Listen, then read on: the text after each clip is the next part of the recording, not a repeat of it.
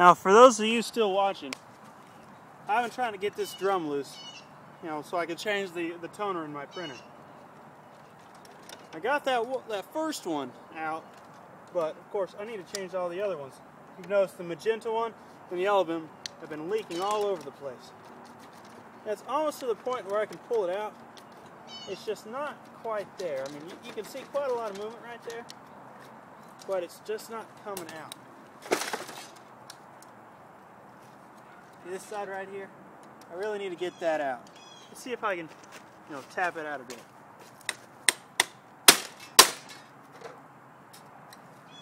That's tapped out.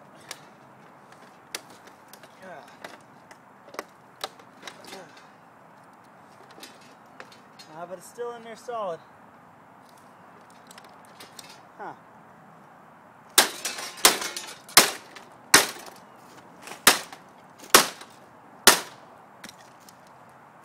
Look at that.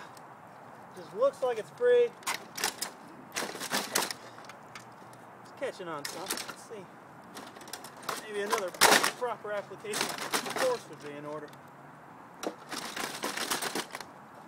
Yeah, I can pull out the yellow one now.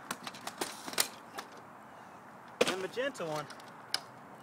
Oh, I might be able to get to that one too, but it seems like it's stuck.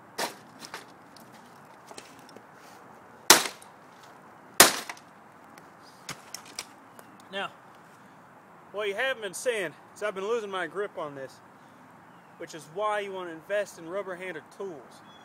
Oftentimes you'll get like dust, anything on your hands, especially water, and you'll just lose grip on standard wood shafts. They're absolutely wonderful until that, though. They're good and solid. Maybe just a bit of maybe some of that grip tape, wrap it around, you'll get a lot better feel on it. That way it just doesn't slip out of your hands. Set that to the side.